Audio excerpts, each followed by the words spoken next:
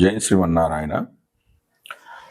ఆపదాపహర్తారం దాతారం సర్వసంపద లోకావిరామం శ్రీరామం భూయో భూయో నమామ్యహ. మనోజవం మార్తుల వేగం జితేంద్రియం బుద్ధిమతావరిష్టం వాతాత్వజం వానరయూధముఖ్యం శ్రీరామదూతం శిరసా నమామి. బుద్ధిర్బలం శోధైర్యం నిర్భయత్వ అమరోగత అజాఢ్యం వాక్పటత్వం చ హనుమతు స్మరణాత్ భవేత్. మనం ఇప్పుడు ఈ వీడియోలో జూన్ 7వ తారీఖు నుంచి 22వ తారీఖు వరకు బుధుడు గురువు కలిసి ఒకే రాశిలో స్థితి చెంది ఉన్నారు. అంటే ఏ రాశి అది? మిథున రాశిలో స్థితి చెంది ఉన్నాడు. అలా స్థితి చెంది ఉన్నప్పుడు ద్వాదశ రాశుల వారికి ఫలితాలు ఏ విధంగా ఉంటాయి అన్నది తెలుసుకునే ప్రయత్నం చేద్దాం. సహజంగా బుధుడు శుభగ్రహాలతో కలిస్తే శుభుడు, పాపగ్రహాలతో కలిస్తే పాపి. ఇక బుధుడు గురువుతో కలవడం వల్ల శుభుడే. కానీ ద్వాదశ లగ్నాల్లో కొన్ని లగ్నాలకు శుభుడు, కొన్ని లగ్నాలకు పాపి, కొన్ని లగ్నాలకు సముడు. అంతేకాకుండా బుధుడు తన స్వక్షేత్రంలో స్థితి చెంది ఉన్నాడు. గురువుకి ఇది శత్రుక్షేత్రం కాబట్టి ద్వాదశ రాశుల వారికి లేదా ద్వాదశ లగ్నాల వారికి బుధ గురువులు కలిసి ఉన్నప్పుడు ఫలితాలు ఏ విధంగా ఉంటాయి అన్నది మనం ఇప్పుడు ఈ వీడియోలో తెలుసుకుందాం. అసలు బుధుడు అంటే ఏమిటి, బుధుడి యొక్క కారకత్వాలు ఏమిటి, గురుడి యొక్క కారకత్వాలు ఏమిటి అనేది తెలుసుకుందాం. బుధ కారకత్వాలు: వాక్కర్మ విద్య, వినయో వివేకో, మిత్రం సగోత్రం, గణితం శృతీచ్చ, విద్వాన్ సుచిరమాతల సంతతిచ్చ, శిల్పీ కసానో మృదువాక్ త్రిదోష, వాణిజ్య దుస్వప్న సమాన పుంసో, వేదాంత మాతామహ యంత్ర మంత్ర, వాయీభయో నర్తన కోశ సౌమ్య, వాయువ్యకాష్ట ప్రియగోపురేగ్యాత్ అంటారంటే ఈ బుధుడు వాక్కారకుడు, విద్యకు కూడా కారకుడు, వినయానికి అంటే సౌమ్యంగా మాట్లాడడానికి, వివేకం అంటే ఆలోచనకు, మిత్రుడు, సగోత్రుడు, గణిత శాస్త్రం అంటే మ్యాథ్స్ టీచర్. అంటే బుధుడు బాగా ఉన్నప్పుడు వీళ్ళు మ్యాథ్స్ టీచర్స్, మ్యాథ్స్ లెక్చరర్స్ కావడానికి అవకాశం ఉంది.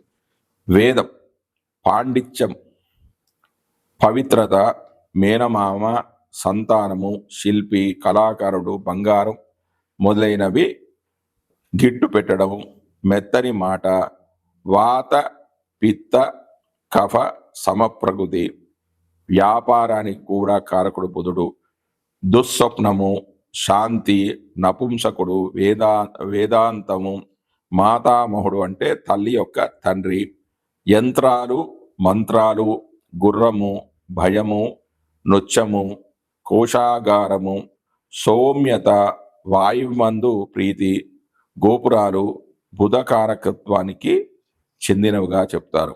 ఇంకా కావ్య కౌశలం అంటే కవితలు రాయడం, పుస్తకాలు రాయడం, రచనలు చేయడం, రసికత, జ్యోతిష్యం, తీర్థయాత్రలు,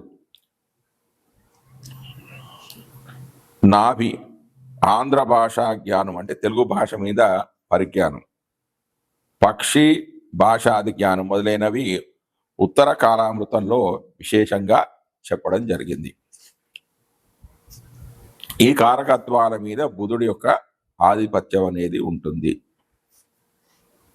అంటే ఈ లక్షణాలు ఉన్నాయంటే వారి జాతకంలో బుధుడు చాలా మంచి స్థానంలో ఉన్నాడు అని చెప్పవచ్చు.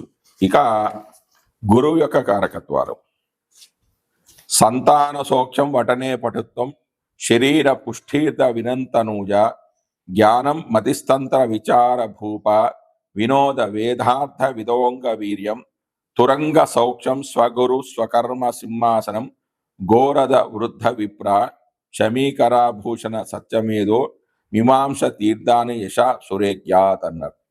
అంటే వీటి యొక్క అర్థం ఏంటంటే సంతాన సౌఖ్యం అంటే సంతానానికి కారకుడు గురుడు, వక్తృత్వం అంటే రచన చేయడం, శరీర పుష్టి అంటే శరీరం బలంగా ఉండడం, ధనానికి కారకుడు కూడా గురుడే, పుత్రులు జాతకంలో గురువు బలంగా ఉంటే వారికి పురుష సంతానం అనేది కలుగుతుంది. అంటే పురుష సంతానానికి రవి కుజ గురువులు కారకులు, స్త్రీ సంతానానికి అయితే చంద్రుడు శుక్రుడు కారకులు, వీళ్ళు కారకులు అన్నమాట. జ్ఞానం, బుద్ధి, తంత్ర విచారణ, రాజ సమానత్వం అంటే ప్రభుత్వ ఉద్యోగము, వీటికి వినోద ప్రీతి, వినోదం అంటే ప్రీతి, వేదార్థ జ్ఞానం, శరీర బలము, గుర్రాలు, గురువు, తండ్రి నుంచి వచ్చే వృత్తి విద్య, సింహాసనం అంటే మంచి అధికారం, గోవులు, రథాలు, వృద్ధత్వం, బ్రాహ్మణుడు, బంగారు ఆభరణాలు, సత్వగుణం, మీమాంస జ్ఞానం అంటే ఒక విషయం గురించి చర్చించడం, తర్కము, జ్యోతిష్యము. అయితే బుధకారకత్వంలోని జ్యోతిష్యము ధనార్జనకు, గురుకారకత్వంలోని జ్యోతిష్యం అనేది లోకోపకారానికి, శుక్రకారకత్వంలోని జ్యోతిష్యము అనేది పలుకుబడి పెంచుకోవడానికి, యురేనియస్ కారకత్వంలోని జ్యోతిష్యము నూతన ఆవిష్కరణలకు ఉపకరిస్తూ ఉంటుంది. ఉదర రోగాలు, పెద్దన్న, తపస్సు, రాజగౌరవం, శివోపాసన, వాత కఫ ప్రకృతి మొదలైనవి ఉత్తర కాలామృతంలో చెప్పబడ్డాయి. ఇవి బుధకారకత్వాలు, గురుకారకత్వాలు. ఇప్పుడు వీళ్ళిద్దరూ కలిసి ద్వాదశ రాశిలో అంటే సహజ రాశిచక్రంలో 3వ స్థానమైన అంటే మిథున రాశిలో ఉన్నప్పుడు ద్వాదశ రాశుల వారికి ఫలితాలు ఏ విధంగా ఉంటాయి అనేది మనం ఇప్పుడు తెలుసుకుందాం. మనం ఇప్పుడు ఈ వీడియోలో బుధ గురువులు జూన్ 7వ తారీఖు నుంచి జూన్ 22 వరకు మిథున రాశిలో స్థితి చెంది ఉన్నారు. ఇలా స్థితి చెంది ఉన్నప్పుడు వృశ్చిక లగ్నం లేదా వృశ్చిక రాశి వారికి బుధుడు ఇచ్చే ఫలితాలు ఏమిటో మనం ఇప్పుడు తెలుసుకుందాం. వృశ్చిక లగ్నం లేదా వృశ్చిక రాశి వారికి బుధుడు అష్టమ లాభాధిపతి, అత్యంత పాపి. ద్వితీయ పంచమాధిపతి అయిన గురుడు శుభుడు. ఈ లగ్నం వారికి గురుడు శుభుడు కావున అష్టమంలో స్థితి చెందడం వల్ల కొంత దోష ఫలితాలను తగ్గిస్తాడు. కొంత అంటే గోచారిత్య అష్టమంలో ఉన్నా కూడా ఈ లగ్నానికి యోగకారకుడు కావడం వల్ల అంతగా దోషాలు ఉండవు, దోషాలు అనేవి తగ్గుతాయి. బుధుడు అత్యంత పాపి కావున దోష ఫలితాలు అధికంగా ఉంటాయి. అవేమిటి?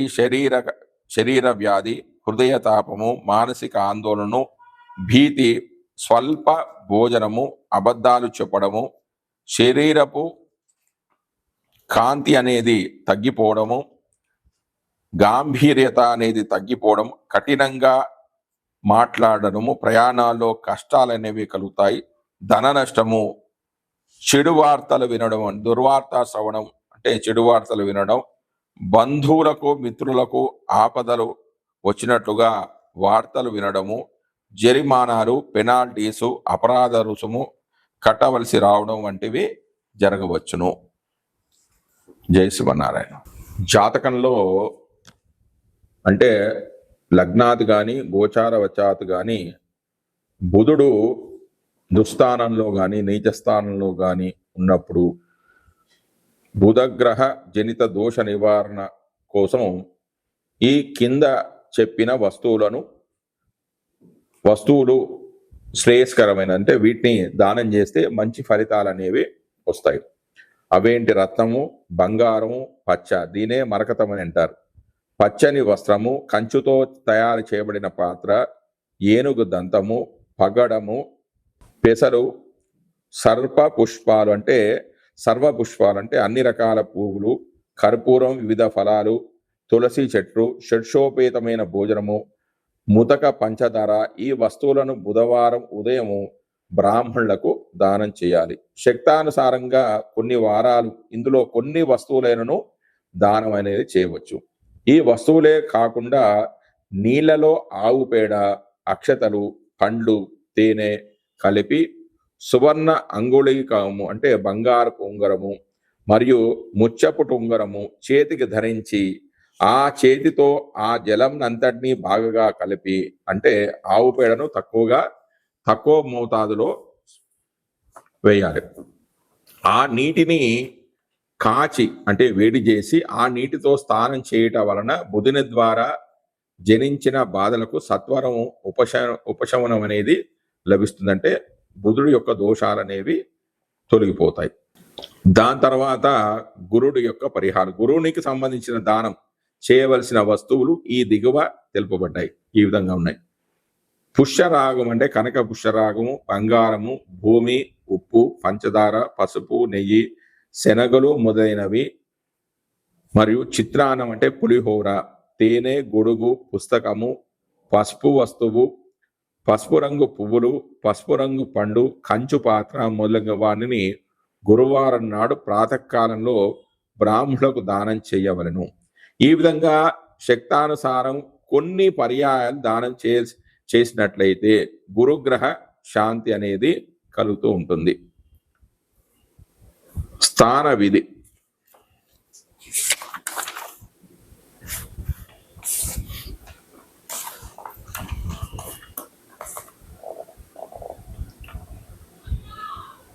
మాలతీ పుష్పాలు, తెల్ల ఆవాలు, పసుపు, తేనె మొదలగు వస్తువులను నీటిలో వేసి ఆ నీటిని కాచి స్నానం చేయాలి.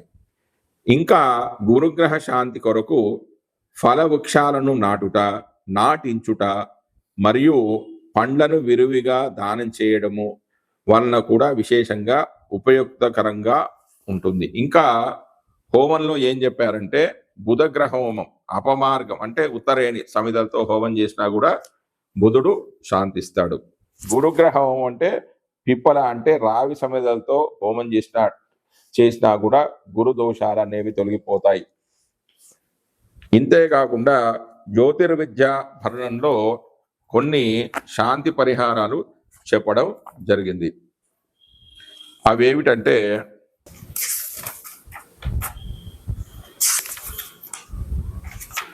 బుధ శాంతి స్థానం. హేమ అంటే నాగకేసరము, మూలం అంటే పుష్కర మూలము పేలాలు, వీటిని వరి పేలాలు అంటారు. ముత్యాలు, గోరోచనం అంటే బలిసిన ఎద్దుల పిత్తకోశంలో ఉండు పసుపు పచ్చని ఉండ, తేనె, పంచగవ్యం ఇవన్నీ కూడా కలిపిన నీటితో స్నానం చేయవలను. బుధ దోషం అనేది తొలగిపోవును. తర్వాత గురు శాంతి స్థానము. బృహస్పతి అశుభ స్థానములో ఉన్నప్పుడు, బృహస్పతి అంటే గురువు, అశుభ స్థానంలో ఉన్నప్పుడు తెల్ల ఆవాలు, ఎస్టి మధుకము, నీరు, మల్లె చిగురాకులు, మల్లె పూలు, యూధి అణువులు అంటే మల్లెలో చాలా రకాలు ఉన్నాయి. హిందూలో జుమి చమేలి అంటారు దీన్ని. వీటితో స్నానం చేసినచో రోగాలనేవి తొలగిపోతాయి. జై శ్రీమన్నారాయణ.